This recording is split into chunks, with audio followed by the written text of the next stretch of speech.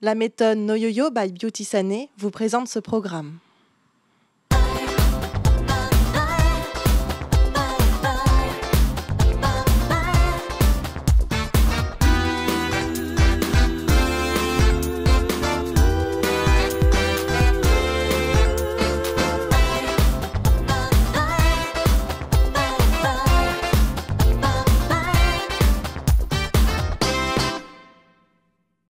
Bonjour à tous, bienvenue dans Dérégimez-moi, la première émission où nos invités parlent sans complexe de poids, de régime et d'alimentation.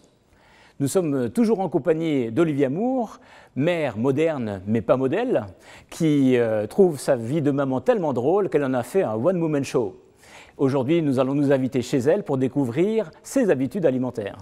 Olivia, bonjour. Bonjour. Comment allez-vous aujourd'hui? Ça va très bien, merci. En forme? Parfait, oui.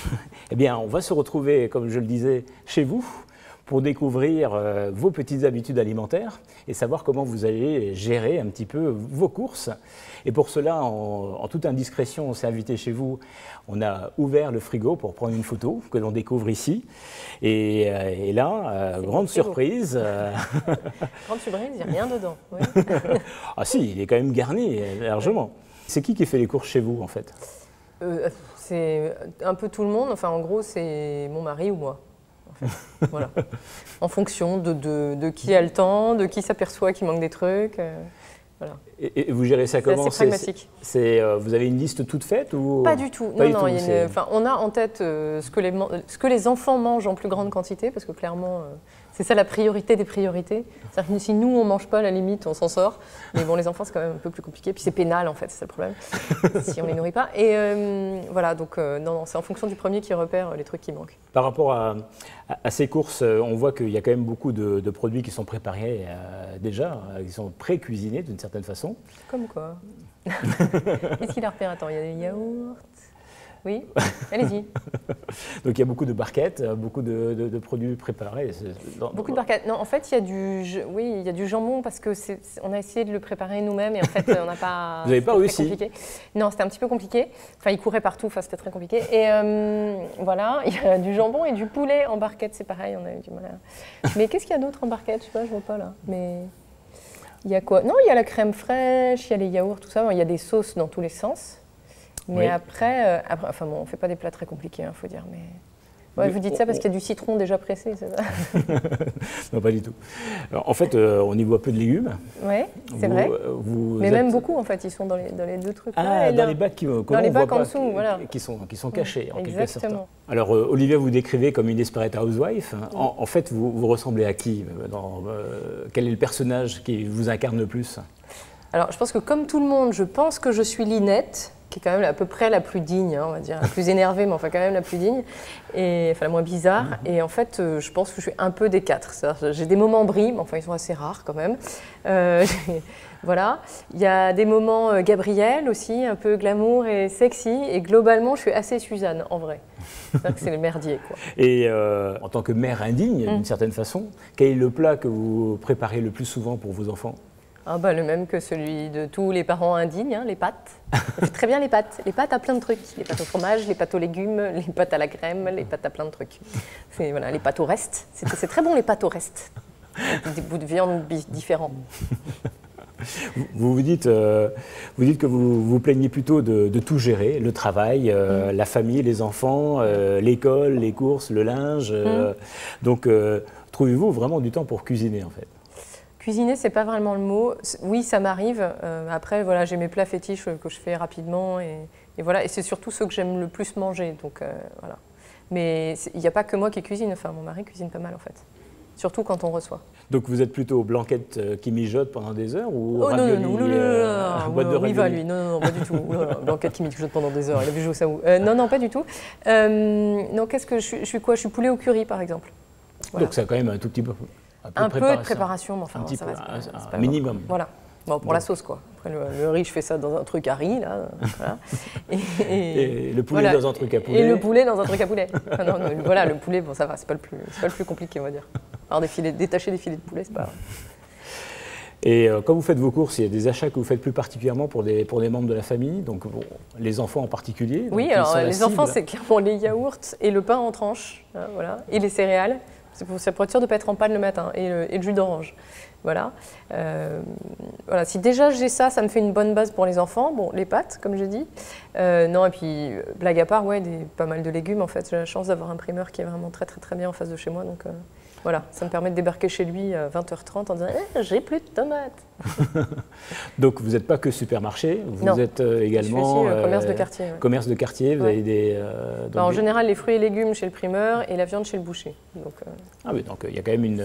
oui, il y a quand même une éthique des courses. Voilà, vous privilégiez quand même la qualité, d'une certaine façon. Oui. Bah, la viande, oui, enfin, on mange plutôt moins de viande et plutôt en essayant de privilégier quelque chose de meilleure qualité, en fait. Donc, on ne mange pas de la viande tous les jours, par exemple. Vous êtes plutôt viande ou poisson? Plutôt viande. Plutôt viande. Poisson, il y en a peu souvent?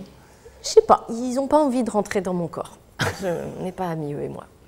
Si, je suis assez amie avec le saumon, voilà. Ouais. Mais en fait, je suis amie avec les poissons qui ont un goût de viande. Donc, et vos enfants ne partagent pas le goût du poisson non plus, donc, du coup? Du coup, ils ne sont pas très éduqués parce qu'on fait pas. Du coup, comme j'aime pas trop les trucs industriels, voilà, ils n'ont pas droit non plus aux poissons carrés avec la chapelure autour et tout. Donc, du coup, c'est pas très poisson, c'est vrai à la maison. Si, du thon. En fait. Du thon, des sardines.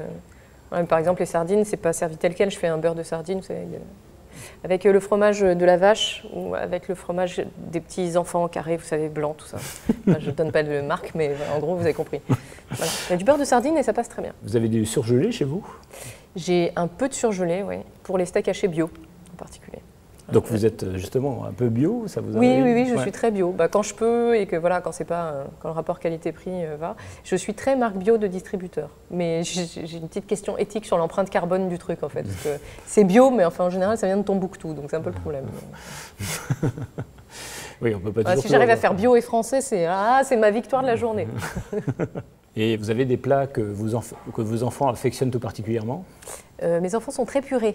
Très purés. Voilà. Leur repas idéal pour eux, c'est pâtes et frites aussi. Donc, voilà, ils aiment bien les patates. Voilà, donc ça, on ne fait pas. Désolé, ça n'est pas dans les cordes de la maison, mais voilà. Non, ils sont très purés.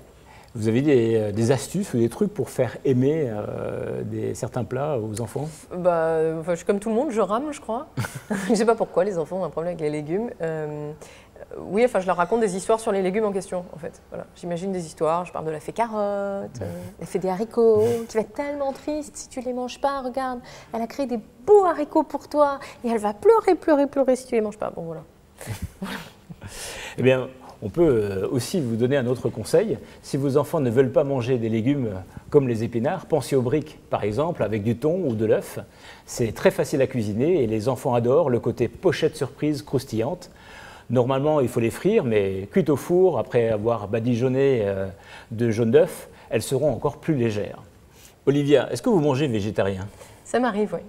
Oui, pas tout le temps, je ne suis pas végétarienne, mais ouais, ça m'arrive de faire des repas sans viande, sans poisson évidemment, mais voilà, sans viande. Oui. Sans viande. Eh bien, justement, quand on mange végétarien, il faut trouver une autre source de protéines. Et pour cela, on s'aperçoit que les céréales ne sont pas tout à fait équivalentes les unes des autres. Et c'est ce que nous allons voir à travers un petit test.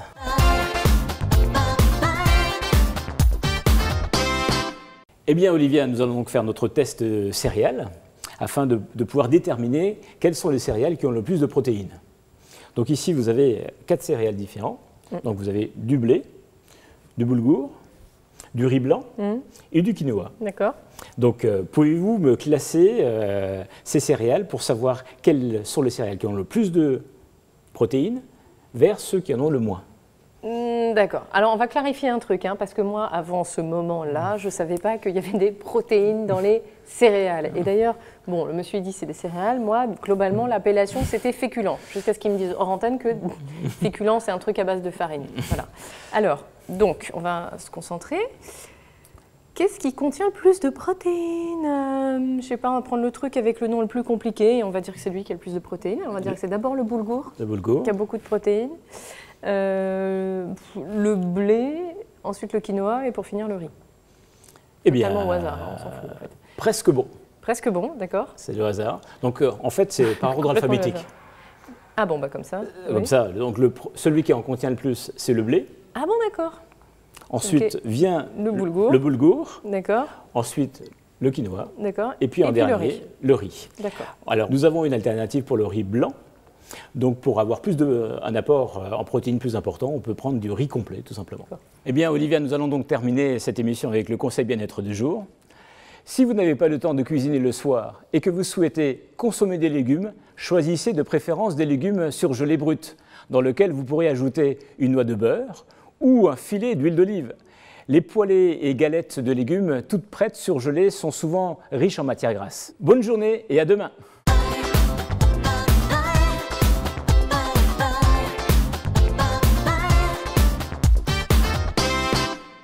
La méthode No Yo-Yo by Beauty Sané vous a présenté ce programme.